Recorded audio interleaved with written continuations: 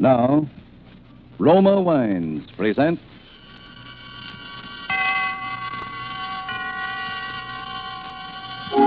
Suspense.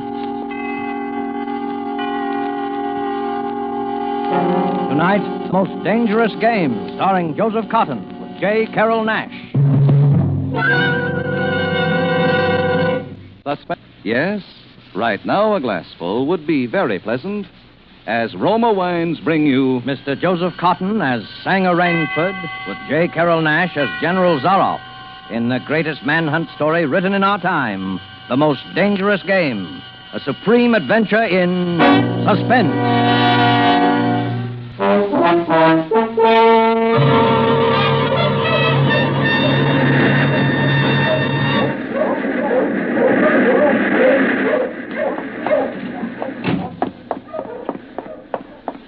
I haven't much time.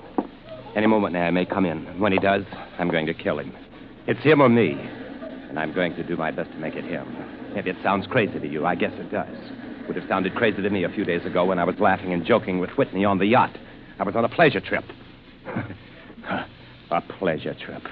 How could I or anyone realize then the horror and torment I was to go through? How was I to know of Ivan and the death swamp and the hounds? How was I to know of Zaroff? Think of it. It was only 4 nights ago that the ship went down. We'd been talking about the island. Ship Trap Island, Whitney said it was called on the charts. He was sleepy and started on down below to turn in. I was mixing myself a nightcap when I looked up and saw it. A tremendous reef racing at us out of the fog. I screamed out a warning, but it was too late. We were right upon it.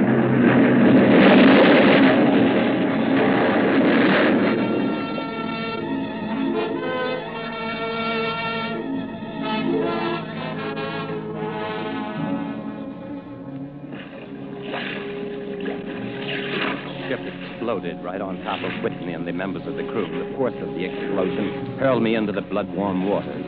Terrified at the suddenness and surprise, my stomach weak and sick at the thought of the others. The sea was eddying furiously around sinking remnants of the ship, and a certain cool-headedness came to me, making me swim desperately away, or I might not have lived to go through the horror which was soon to come. I struck out to the right in the direction of the island Whitney had been telling me about. I have no recollection of how long I swam, but all at once, I heard the muttering and growling of the sea breaking on a rocky shore. With my remaining strength, I dragged myself from the swirling waters. Jagged crags appeared to jut up endlessly into the night. All in, gasping, my hands raw, I at last reached a flat place at the top. I flung myself down at the jungle edge and tumbled headlong into the deepest sleep of my life. When I awoke, I was in a strange place, having no idea how I got there. Our friend seems to be awakening. What? Where's this? Where am I? Where's Whitney? Oh. Do not be alarmed, my friend. My man Ivan found you on the cliff. He brought you here to be taken care of. Oh, there's life on this island. I hardly believed. Well, few people do. Yes, you are quite safe here in my castle, Mr. Rainsford. I'm Sanger Rainsford of New York. My yacht ran. Oh, Sanger Rainsford. Well, it is indeed a very great pleasure and an honor to welcome Mr. Sanger Rainsford, the celebrated hunter, to my home. You know me? By reputation only. I've read your book about hunting snow leopards in Tibet. You see, my name is General Zaroff. Well, I can't tell you how happy I am to meet you, General. And I cannot tell you how happy I am to meet you, Mr. Rainsford. But come, we shouldn't be chatting here. We can talk later. You must be hungry. I am, rather. What? Well, Ivan, he thought you would like a robe. He's drying your clothes for you. Oh, thank you. Ivan is an incredibly strong fellow, but you must not mind his looks. His ears were cut off in battle, and he has the misfortune to be deaf and dumb. He is sensitive about his appearance. A simple fellow, really, but I'm afraid a bit savage. Oh? He has been in our family for years. Follow Ivan, if you please, Mr. Rainsford. I was about to have lunch just before you woke, but we can have it together now. Does the robe fit you all right? Oh, yes, perfectly, thanks. You have quite a collection of heads here. Lions, tigers, elephants, moose, bears. I don't believe I've ever seen more perfect specimens. They are nice. I take great pride in them. You have good cause. Well, coming from you, Mr. Rainsford, that is a great compliment. Well, here we are. If you will sit over there, please. Oh, thank you. All right, Ivan. Well, this soup looks delicious. Thank you. Perhaps you were surprised that I recognized your name, Mr. Rainsford. Well, you see, I read old books on hunting.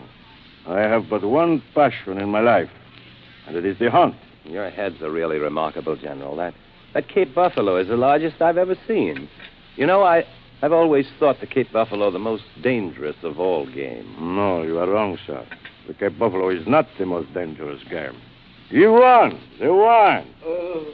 How does he understand you? He reads my lips. I think you will like the champagne, Mr. Rainsford. Ivan chills it expertly. No, the Cape buffalo is not the most dangerous game. Here in my preserve on this island, I hunt more dangerous game. Is there big game on this island? The biggest. Really? Oh, it isn't here naturally, of course. I have to stock the island. Oh, well, what have you imported, General? Jaguars? No. Hunting jaguars ceased to interest me some years ago. I exhausted their possibilities, you see. Oh, may I pour you another glass of champagne, Mr. Rainsford? Oh, thank you, General. Well, that's good. You know, God makes some men poets, some he makes kings, some beggars. Me, he made a hunter. My hand was made for the trigger, my father once said. My whole life has been one prolonged hunt. I have hunted every kind of game in every land. Grizzlies in the Rockies, crocodiles in the Ganges, rhinoceroses in East Africa. Jaguars. In the Amazon, I hunted jaguars. I heard they were unusually cunning. Bah, they weren't. They were no match at all for a hunter with his wits about him and a high-powered rifle. Oh, I was bitterly disappointed. I was lying in my tent with a splitting headache one night when a terrible thought pushed its way into my mind. Hunting was beginning to bore me. And hunting, remember, had been my life. Well, this was a tragic moment, was it not, Mr. Rainsford? Must have been indeed, General Zara. Fortunately, that never happened to me. Ah, but you are much younger than I am, Mr. Rainsford, and you have not hunted much. But you perhaps can guess why the hunt no longer fascinated me. You'll have to tell me, General. Well, hunting had ceased to be what you call a sporting proposition. It had become too easy. I always got my quarry, always. No animal had a chance with me anymore. The animal had nothing but his legs and his instinct. Instinct is no match for reason. I see. It came to me as an inspiration, what I must do. And that was? Well, I had to invent a new animal to hunt. Oh, a new animal? Are you kidding? Not at all. I never joke about hunting. I needed a new animal. I found one, so I bought this island, built this castle, and here I do my hunting. The island is perfect for my purposes. There are jungles with maze of trails in them, hills, swamps. But the animal, General Zara. Well, I wanted the ideal animal to hunt. So I said, what are the attributes of an ideal quarry? And the answer was, of course, it must have courage, cunning, and above all, it must be able to reason. But no animal can reason. My dear fellow, there is one that can. One. One. You can't mean... And why not? Oh, I can't believe you're serious, General Zara. You're just joking. Joking? I'm quite serious. I'm speaking about hunting. Hunting? You're speaking of murder. Dear me, that unpleasant word. But I think I can show you that your scruples are quite ill-founded. I doubt that. I hunt the scum of the earth. Sailors from tramp ships, lascars, mongrels. But they are men. Precisely. That is why I use them. They can reason after a fashion. Oh, they are dangerous. But where do you get them? Well, we will visit my training school. It is in the cellar. I have about a dozen pupils locked down there now. They're from the Spanish bark, San Lacal, that had the bad luck to go on the rocks out there. Well, a very inferior lot, I regret to say. Another glass? No. You see, it is a game. I suggest to one of them that we go hunting. I give him a supply of food and an excellent hunting knife. I give him 2 hours start. If my quarry eludes me for 3 whole days, he wins the game. If I find him, well, he'll lose it. Suppose he refused to be hunted. Well, I give him his choice, of course. He need not play that game if he does not wish to. If he does not wish to hunt, I turn him over to Ivan. Ivan used to be official knauter to my old king, and he has his own ideas of sport. Invariably, Mr. Rainsford, invariably, they choose to hunt. And if they win? Well, to date, I have not lost. Oh, I do not wish you to think me a braggart, Mr. Rainsford. Many of them afford only the most elementary sort of problem. Occasionally, I strike a tartar.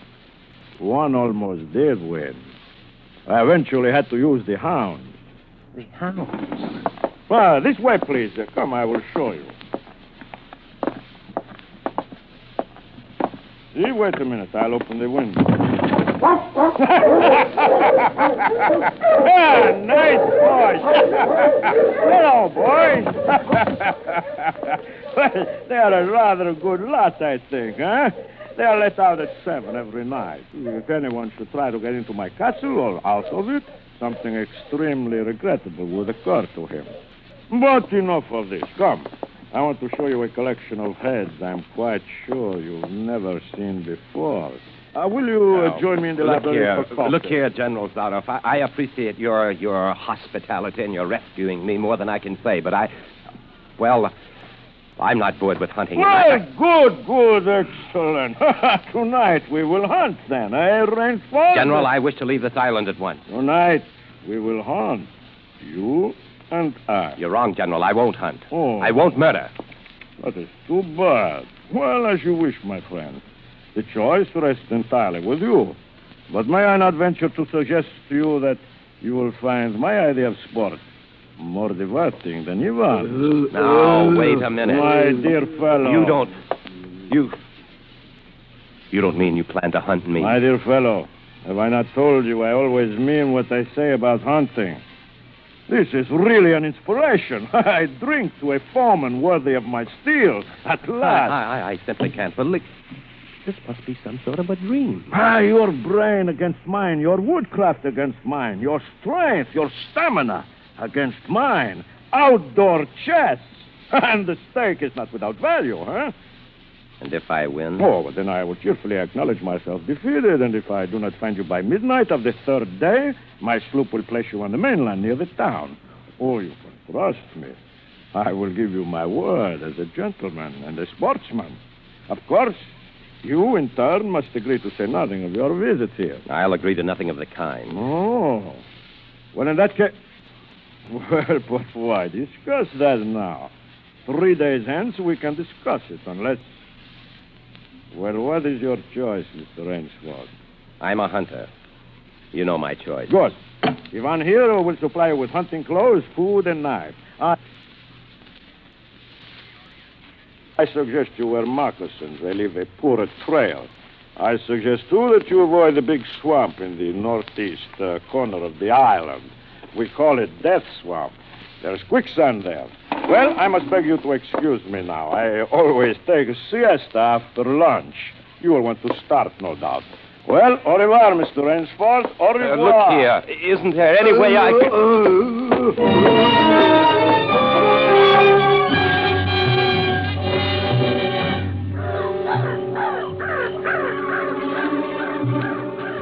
I fought my way through the bush for 2 hours, repeating to myself over and over again, I must keep my nerve. I must keep my nerve. My whole idea at first was to put distance between myself and General Zaroff, and to this end I had plunged along through the thicket, spurred on by the sharp rowels of something very much like panic. Now, I had got a grip on myself. It stopped and was taking stock of the situation. I saw that straight flight was futile. Inevitably, it would bring me face to face with the sea. I'll give him a trail to follow, I muttered, and I struck off from the rude path I had been following and into the trackless wilderness. I made a series of intricate loops. I doubled on my trail again and again, recalling all the lore of the fox hunt and all the dodges of the fox. Night found me exhausted, my hands and face lashed by the branches on a thickly wooded ridge. My need for rest was imperative, and I thought, I played the fox, now I must play the cat of the fable. A big tree with a thick trunk and outspread branches was nearby, and taking care to leave not the slightest mark, I climbed up and stretched out on one of the broad limbs. Rest brought me new confidence and almost a feeling of security. Even so expert a hunter as General Sudoff could not trace me here, I assured myself. An apprehensive night crawled slowly by, my mind keenly alert for any sound, any warning. And towards the dawn, an instinct I never knew existed, like an animal must possess, impelled me to look far in the distance in a westerly direction. Sure enough, following the trail with the sureness of a bloodhound, came General Sudoff. Nothing escaped those searching black eyes. No crushed blade of grass, no bent twig, no mark, no matter how faint, in the moss. My heart pounding furiously, I slid down quickly from the tree and struck off again in the woods. I knew I had to do something desperate, and I knew I had little time in which to do it. 300 yards from my hiding place, I stopped where a huge dead tree leaned precariously on a smaller living one. Throwing off my sack of food, I took my knife from his sheath and began to whack with all my energy. The job was finished at last, and I threw myself down behind a fallen log 100 feet away. I did not have to wait long.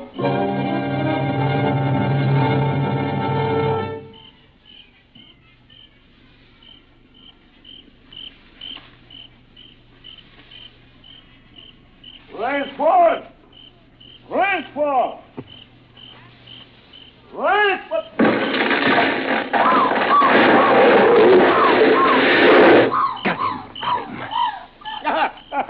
What? Hey, Ransford! If you are within sound of my voice, as I suppose you are, let me congratulate you. Not many men know how to make a Malay man-catcher.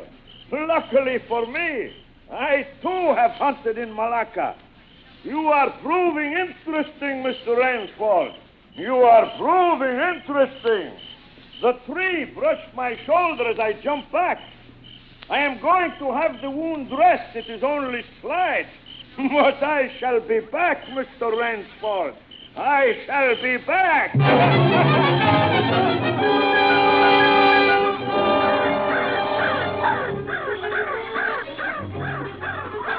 It was flight now. A desperate, hopeless flight that carried me on for hours. I don't know where I got the strength. I kept telling myself over and over again that I must keep my nerve, that I was competing with a monster, a super huntsman. Dusk came, then darkness, and still I managed to press on. The ground grew softer under my moccasins. The vegetation grew ranker, denser. Insects bit at me savagely. Suddenly, as I stepped forward, my foot sank into the ooze. I tried to wrench it back. Mud sucked viciously at my foot like a giant leech. A violent effort, I tore my foot loose. I knew where I was then. Death Swamp and its quicksand. But the softness of the earth had given me an idea. I stepped back from the quicksand a dozen feet or so and began to dig. When the pit was above my shoulders, I climbed out and from some hard saplings cut stakes and sharpened them to a fine point. These stakes I planted in the bottom of the pit with a point sticking up. As fast as I could, I wove a rough carpet of weeds and branches and with it covered the mouth of the pit. Then, wet with sweat and aching with tiredness, I crouched behind the stump of a lightning-charred tree. I knew Sudoff was coming. I could hear the paddling sound of feet on the soft earth. He was not feeling his way along foot by foot. He was coming and coming fast. Crouching there, I couldn't see him nor the pit. I lived a year and a minute, frozen, every muscle tensed.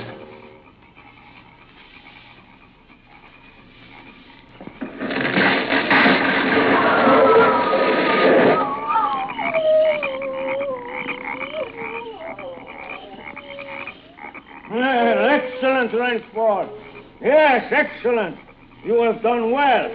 Your Burmese tiger pit has claimed one of my finest hounds. Again you scored. I think, Mr. Ransford, I will see what you can do against my whole pack. I am going back to get them now. Thank you for a most amusing evening.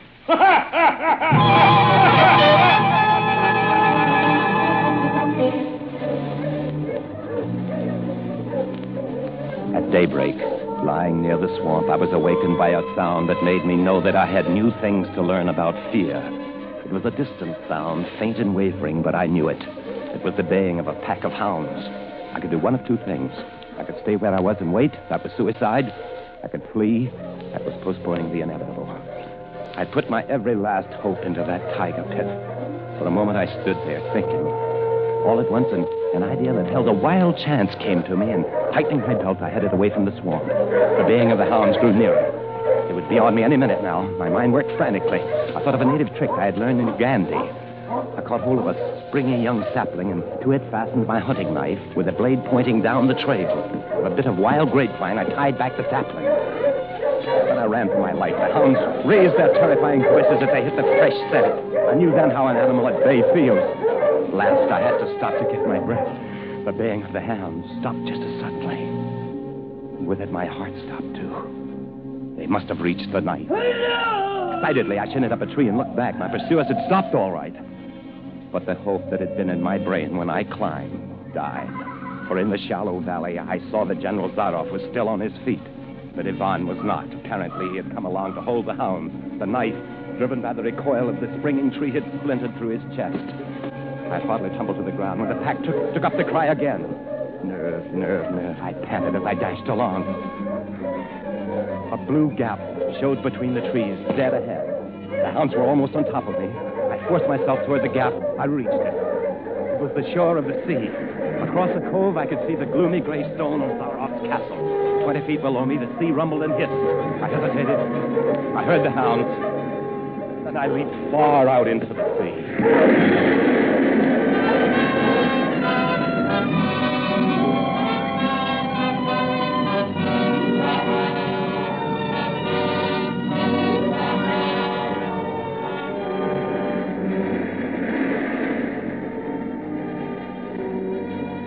Oh, the sea was good to me. And I am here safe in the general's bedroom waiting for him. The 3 days are up, and I have eluded him. But now I know I must go further. In a moment, we will meet, he and I. Only one of us is going to live. You understand that now.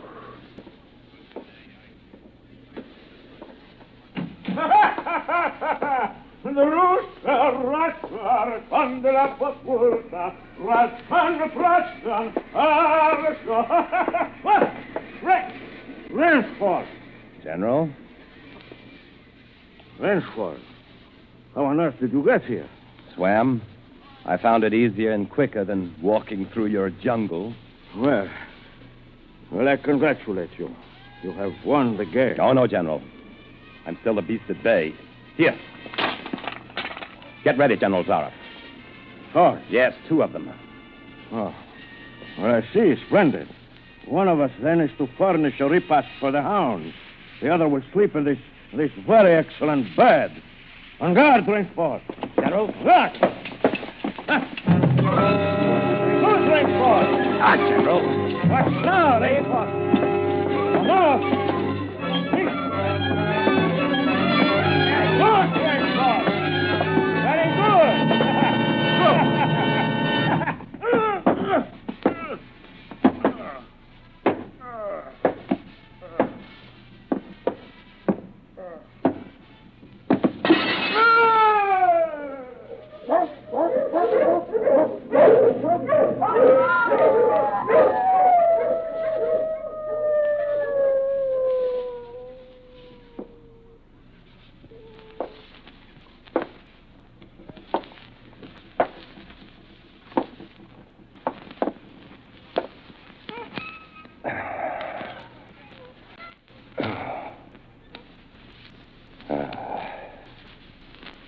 It's just as my late host said it would be.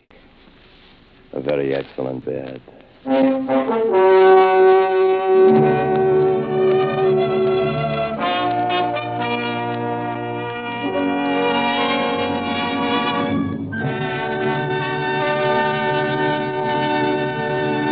And so closes The Most Dangerous Game by Richard Connell, starring Joseph Cotton as Rainsford with J. Carroll Nash as General Zaroff. Tonight's study in Suspense. Suspense is produced, edited, and directed by William Spears. Joseph Cotton appeared through the courtesy of David O. Selznick and is currently being seen in the Selznick production Since You Went Away. J. Carroll Nash is soon to be seen in the Paramount picture A Medal for Benny. Our thanks also to RKO, who began production today on The Most Dangerous Game, and through whose cooperation this story was presented tonight on Suspense. Ladies and gentlemen, next week you will hear Claire Trevor and Nancy Kelly as co-stars of Suspense.